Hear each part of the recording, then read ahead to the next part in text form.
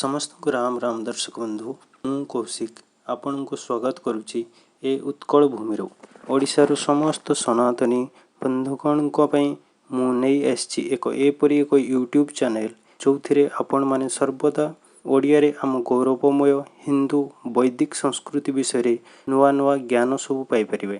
तबे डेरी नक चलतु आरंभ करवा आम सनातन संस्कृति को। दर्शक बंधु आजिर पवित्र हिंदू नववर्ष आपण मानक हार्दिक शुभकामना। आजिर ए पवित्र दिन में मु चाहूँगी आपण माने पुणी थरे आम गौरवमय नववर्ष विषय अवगत हुंतु। ए कली जुगरे समस्ते प्राय इंग्राजी नववर्ष को पालन करुचंती। केवल आम सनातनी मित्र मानक छाड़देले आउ केही हिंदू नववर्ष को पालन करूनाहांती। चलंतु आज आम जानिबा आम वैदिक हिंदू नववर्ष विषय तापर किसी रोचक तथ्य जानिबा। ता पूर्वर अनुरोध करी आम वैदिक सनातन संस्कृतिर पुनरुत्थान पाई छोट प्रयास करुवा ए छोट सनातन संस्कृति चैनल को लाइक और सब्सक्राइब कर दिंतु।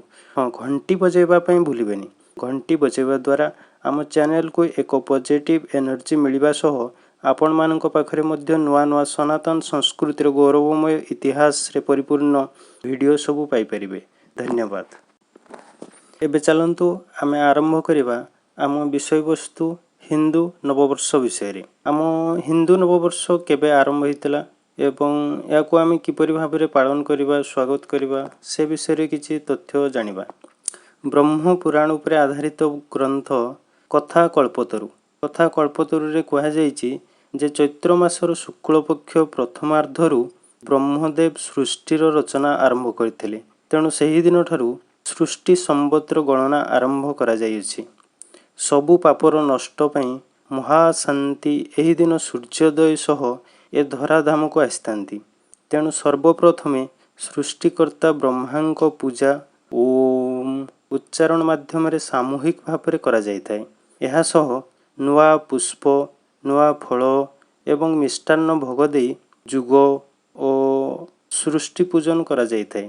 एही दिन सूर्य पूजा तुलसी पूजा एवं हिंदू देवादेवी पूजा आराधना करा जायताय।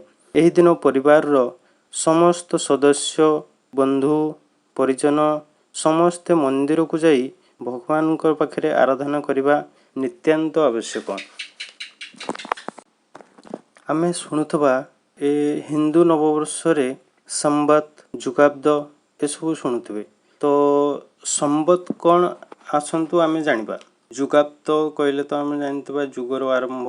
तो संवत कौन आसन जानिबा। नूतन संवत चलन शास्त्रीय विधि अति जटिल। जुग अनुसार से समय जो चक्रवर्ती सम्राट नूतन संवत प्रचलन करने चाहिए से सर्वप्रथमे समग्र अधिकृत राज्यर संपूर्ण प्रजा मानकर समस्त ऋण सुझिबा सह सही परिमाणर स्वर्ण मुद्रा राजकोषरे जमा करने पड़ता है।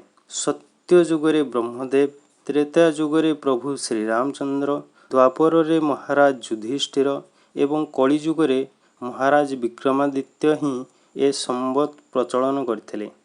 महाराज विक्रमादित्य संवत प्रचलन तिथि ठारू वर्तमान समय अनुसार आजिर दिन रे विक्रम संवत 2079 चली अछि। बसंतर आगमन रे ए धराधाम रे एक नूतन परिवर्तन देखा जाय थाए। सबुआडे धीरे धीरे गछ मानकर नूतन पत्र सबु कमली उठुଥାଏ। नूतन फल फूल एवं पुष्परे प्रकृति राणी जेपरी सजई हो जाए। ठीक सेहीपरि आम हिंदू नववर्ष मध्य चैत्र शुक्ल प्रतिपदा ठारू आरंभ हुए।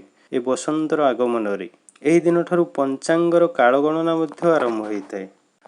भारत रे ईस्ट इंडिया कंपनी 1757 रे स्थापन करथिला एवं 300 वर्ष पर्यंत भारतवर्ष को गुलाम बने शासन कर चलथिला। ए इंग्रेज माने भारतवर्षर वैदिक संस्कृति को नष्ट कर चलले। मठ मंदिर गुरुकुल शिक्षा पर्यटन सबु ध्वस्त विध्वस्त कले। पौराणिक इतिहास को नष्ट करने सह ऋषि मुनि द्वारा प्रदत्त ज्ञान को भारतीयों को मूर्ख बनइबार नुआ रास्ता प्रस्तुत कले।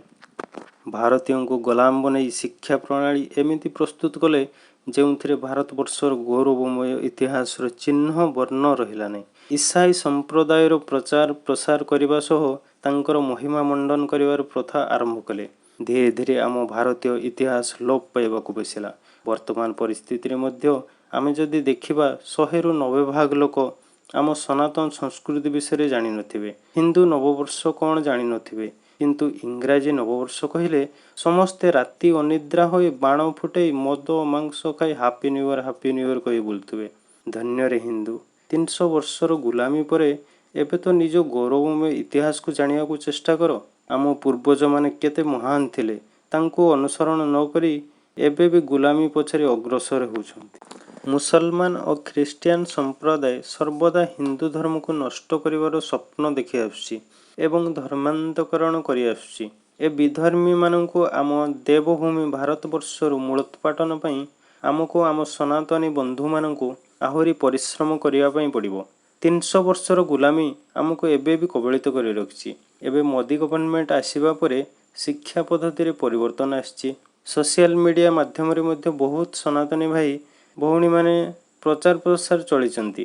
ତଥାପି ବହୁତ ଜାଗାରେ ଆମ ଗୌରବଶାଳୀ ଇତିହାସର ବୈଦିକ ଜ୍ଞାନ ପହଞ୍ଚି ପାରୁନି। ସେଥିପାଇଁ ସମସ୍ତଙ୍କୁ ଅନୁରୋଧ, ଏ ଗୁଲାମୀ ଶିକ୍ଷାକୁ ଭୁଲି ଆମ ସନାତନୀ ସଂସ୍କୃତିର ପ୍ରଚାର ପ୍ରସାର ପାଇଁ ନିଜ ସନ୍ତାନମାନଙ୍କୁ ଗୁରୁକୁଳରେ ଛାଡ଼ନ୍ତୁ। ଏହାଦ୍ୱାରା ଆଗାମୀ ପିଢ଼ି ଏକ ନୂଆ ଭାରତ ଦେଖିବ, ଯେଉଁଥିରେ ଥିବ ରାମରାଜ୍ୟ, ସୁଶାସନ, ଦିବ୍ୟଜ୍ଞାନ, ମହାନ ଆଦର୍ଶରେ ଗଢ଼ି ଉଠିବ ଆମ ସୁନାର ଭାରତବର୍ଷ। ଆଜିର ଏ ପବିତ୍ର ତିଥିରେ ମୁଁ ସମସ୍ତଙ୍କୁ ଅନୁରୋଧ କରିବି କି ଆସନ୍ତା ଇଂରାଜୀ ନବବର୍ଷରେ କୌଣସି ହିନ୍ଦୁ ଇଂରାଜୀ ନବବର୍ଷ ପାଳନ କରିବେ ନାହିଁ। ନିଜେ ପାଳନ ନ କରିବା ସହ ଯଦି କେହି ପାଖ ପଡ଼ୋଶୀ ପାଳନ କରୁଛନ୍ତି ତାହେଲେ ମଧ୍ୟ ମନା କରନ୍ତୁ। ସେମାନେ କିପରି ସେ ନବବର୍ଷ ପାଳନ କରିବେ ନାହିଁ ଏବଂ ଆମ ହିନ୍ଦୁ ନବବର୍ଷ କେବେ କେଉଁ ଦିନ କେମିତି ପାଳନ କରିବା ତାହା ମଧ୍ୟ ବୁଝାନ୍ତୁ। ଏହା ସହ ଶିକ୍ଷା ସଂସ୍ଥାନ ସହ ଯେଉଁ ସନାତନୀ ଭାଇ ଭଉଣୀମାନେ ଜଡ଼ିତ ସେମାନେ ମଧ୍ୟ ନିଜ ଛାତ୍ରମାନଙ୍କୁ ହିନ୍ଦୁ ନବବର୍ଷ ବିଷୟରେ ଜ୍ଞାନ ଦେବାକୁ ବହୁତ ଅନୁରୋଧ।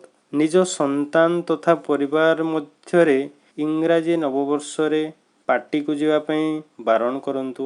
ଟେଲିଭିଜନରେ ପ୍ରସାରିତ ହେଉଥିବା ଇଂରାଜୀ ନବବର୍ଷର ପ୍ରୋଗ୍ରାମ ସବୁ ଦେଖିବା ମଧ୍ୟ ବନ୍ଦ କରିଦିଅନ୍ତୁ। ସୋସିଆଲ ମିଡ଼ିଆ ମାଧ୍ୟମରେ ହିନ୍ଦୁ ନବବର୍ଷର ପ୍ରଚାର ପ୍ରସାର କରନ୍ତୁ। ଭାରତୀୟ ସଂସ୍କୃତିର ପ୍ରଚାର ପ୍ରସାର ପାଇଁ ସୋସିଆଲ ମିଡ଼ିଆ ଏବେ ବହୁତ ବଡ଼ କାର୍ଯ୍ୟ କରୁଛି। ତେଣୁ ସମସ୍ତେ ସୋସିଆଲ ମିଡ଼ିଆର ଉପଯୋଗ କରନ୍ତୁ। ଦେଖିବେ ଧୀରେ ଧୀରେ ଆମ ସନାତନ ସଂସ୍କୃତି କିପରି ପୁଣି ଥରେ ଗୌରବମୟ ହୋଇ ଉଠିବ। ଆମ ସନାତନୀ ଭାଇ ଯାହା ଦେହରେ ବି ହିନ୍ଦୁ ରକ୍ତ ପ୍ରବାହିତ ହେଉଛି ସେମାନେ ସମସ୍ତେ ହିନ୍ଦୁ ଧର୍ମର ପ୍ରଚାର ପ୍ରସାର କରନ୍ତୁ। ଦିନ ଆସିବ ଆମ ଗୌରିକ ଧ୍ୱଜ ପୁଣି ଥରେ ସମଗ୍ର ପୃଥିବୀରେ ଫରଫର ହୋଇ ଉଡ଼ିବ। ପୁଣି ଥରେ ସମସ୍ତଙ୍କୁ ଅନୁରୋଧ, ଆଜିର ଦିନରେ ନିଜ ପରିବାର ବର୍ଗଙ୍କ ସହ ମନ୍ଦିର ଯାଇ ଦେବାଦେବୀଙ୍କ ଦର୍ଶନ କରନ୍ତୁ, ଆଶୀର୍ବାଦ ଲାଭ କରନ୍ତୁ। ପବିତ୍ର ହିନ୍ଦୁ ନବବର୍ଷ ଆପଣମାନଙ୍କ ଜୀବନରେ ସୁଖ, ଶାନ୍ତି ଓ ସମୃଦ୍ଧି ଭରିଦେଉ। ଆପଣଙ୍କ ଚଲାପଥ କୁସୁମିତ ହେଉ। ସୃଷ୍ଟିକର୍ତ୍ତା ବ୍ରହ୍ମଦେବ ଆପଣଙ୍କୁ ସର୍ବଦା ଖୁସିରେ ରଖନ୍ତୁ। ଏତିକି କାମନା କରି ରହୁଛି। ଆମ ଚ୍ୟାନେଲକୁ ସବସ୍କ୍ରାଇବ୍ କରିବା ସହ ଘଣ୍ଟି ବଟନ ଦବାଇବା ପାଇଁ ମଧ୍ୟ ଭୁଲିବେ ନାହିଁ। ମୁଁ ତାହେଲେ ରହୁଛି ଦର୍ଶକ ବନ୍ଧୁ। ମୁଁ ପୁଣି ଥରେ ଆସିବି ଆମ ସନାତନ ସଂସ୍କୃତିର ଗୌରବ ମଣ୍ଡନ କରିବା ପାଇଁ। ନୂଆ ଭିଡ଼ିଓ ନେଇ ଆସିବି ଯାହାଦ୍ୱାରା ଆପଣ ନିଜକୁ ଗର୍ବିତ ମନେ କରିବେ। ହିନ୍ଦୁ ଧର୍ମ ସନାତନ ସଂସ୍କୃତି ପାଇଁ ନିଜକୁ ସର୍ବଦା ଗୌରବାନ୍ୱିତ ମନେ କରନ୍ତୁ। ଧନ୍ୟବାଦ, ନମସ୍କାର, ଜୟ ଶ୍ରୀରାମ ଦର୍ଶକ ବନ୍ଧୁ।